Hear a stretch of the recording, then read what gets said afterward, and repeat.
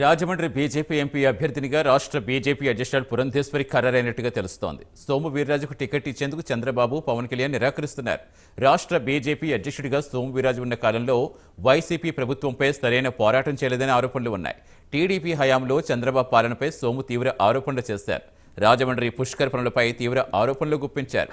అయితే గత 4 ఏళ్లుగా వైసీపీ సర్కార్పై మాత్రం మద్యం, ఇసుక విషయంలో ప్రశ్నించలేదు. పురంధేశ్వరి అధ్యక్షురాలిగా బాధ్యతలు చేపట్టాకే మద్యం, ఇసుకపై క్షేత్రస్థాయి పోరాటం చేశారు. ఇద్దరిలో ఎవరికి విజయావకాశాలు లభిస్తాయి అనే దానిపై పార్టీ కేడర్లో చర్చ జరుగుతుంది.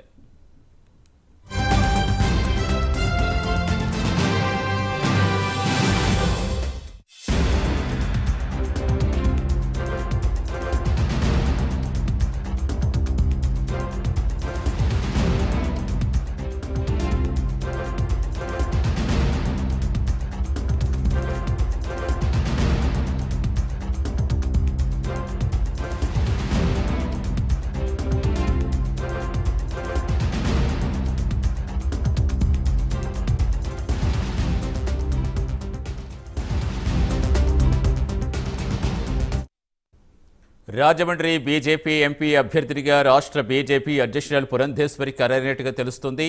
సోము వీర్రాజుకు టికెట్ ఇచ్చేందుకు చంద్రబాబు, పవన్ కళ్యాణ్ నిరాకరిస్తున్నారు. రాష్ట్ర బీజేపీ అధ్యక్షుడిగా సోము వీర్రాజు ఉన్న కాలంలో వైసీపీ ప్రభుత్వంపై సరైన పోరాటం చేయలేదనే ఆరోపణలు ఉన్నాయి. టీడీపీ హయాంలో చంద్రబాబు పాలనపై సోము తీవ్ర ఆరోపణలు చేశారు.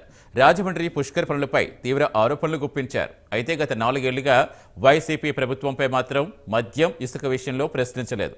పురంధేశ్వరి అధ్యక్షురాలిగా బాధ్యతలు చేపట్టాకే మద్యం, ఇసుకపై క్షేత్రస్థాయి పోరాటం చేశారు. ఇద్దరిలో ఎవరికి విజయావకాశాలు లభిస్తాయనే దానిపై పార్టీ కేడర్లో చర్చ జరుగుతుంది. పూర్తి సమాచారం ఇచ్చేందుకు మా కరెస్పాండెంట్ అంజబాబు జరుగుతున్నారు. అంజబాబు, ఇప్పుడు అనకాపల్లి సీటు విషయం, ఇటు రాజమండ్రి సీటు విషయం. ఈ రాజమండ్రి విషయానికి వచ్చేటప్పటికి ఒకరు మాజీ అధ్యక్షుడు, మరొకరు ప్రస్తుత అధ్యక్షురాలు. సో ఏం జరిగే అవకాశం ఉంది? ఇప్పుడు బీజేపీకి కేటాయించిన స్థానాలకు సంబంధించి మరి అభ్యర్థుల విషయంలో కూడా చాలా పెద్ద రగడే జరుగుతున్నట్టుంది. ఏం చెప్తున్నారు? బీజేపీ వాళ్ళు ఏం చెప్తున్నారు, అటు జనసేన, టీడీపీ వాళ్ళు ఏం చెప్తున్నారు?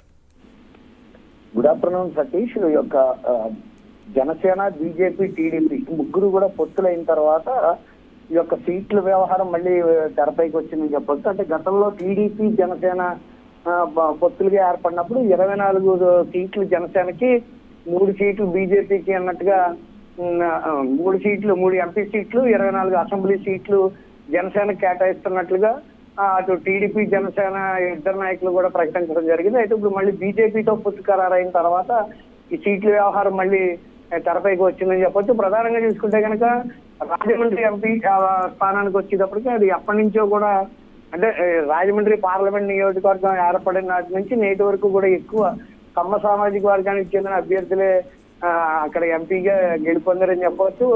అయితే తర్వాత వచ్చిన పరిణామాల్లో ఒకసారి ఉండవిల్లి అరుణ్ కుమార్, ఒకసారి మన మార్గాన్ భరత్ వీళ్ళు ఎంపికయ్యారు తప్ప గతంలో కూడా వైకాపా బొడ్డు వెంకటరామన్ చౌదరికి ఇవ్వడం జరిగింది. అలాగే గతంలో టీడీపీ నుంచి మాగుంట మురళీమోహన్ కూడా ఎక్కడం జరిగింది. ఇలా వరుసగా చూసుకుంటే కనుక ఎక్కువ కమ్మ సామాజిక వర్గానికి చెందిన వ్యక్తులే ఇక్కడ ఎంపీగా గెలుపొందడం జరుగుతూ వస్తుంది. అయితే ఇప్పుడు ఇదే క్రమంలో పురంధరేశ్వరికి ఇస్తారని చెప్పేసి పురంధరేశ్వర వర్గం చెప్తుండగా, ఇటు సోము వీర్రాజు వర్గం మాత్రం సోము వీర్రాజుకి ఇస్తారని చెప్తున్నారు. అయితే సోము వీర్రాజుకి గతంలో ఆయన బీజేపీ అధ్యక్షుడిగా ఉన్నప్పుడు అధికార వైసీపీని ఏ విధంగానూ కూడా పళ్ళెత్తు మాట అనకుండా ఊరుకోవడంతో ఆయన్ని ఆ సీట్ నుంచి తప్పించి మళ్ళీ పురంధరేశ్వరికి ఇవ్వడం జరిగింది. అయితే పురంధరేశ్వరి బాధ్యతలు చేపట్టిన వెంటనే లిక్కర్ స్కామ్ మీద, ఇసుక స్కామ్ మీద కూడా క్షేత్రస్థాయిలో ఆవిడ పరిశీలనకు రావడం, ప్రజాబాహ్యంలోకి తీసుకురావడం జరిగింది. మొత్తానికి ఓవరాల్ గా చూసుకుంటే ఇంకా సోము వీర్రాజు ఎప్పటి నుంచో ఆర్ఎస్ఎస్ కార్యకర్తగా, అలాగే బీజేపీ పార్టీని వదలకి పెట్టకుండా సీనియర్ నేతగా, కార్యకర్తగా కొనసాగుతున్నారు. అందువల్ల వీళ్ళిద్దరిలో ఎవరికి ఇస్తారు ఏంటి అనేది అయితే ఇంకా తెలియాల్సి ఉంది Satish. Right, thank you Anjababu.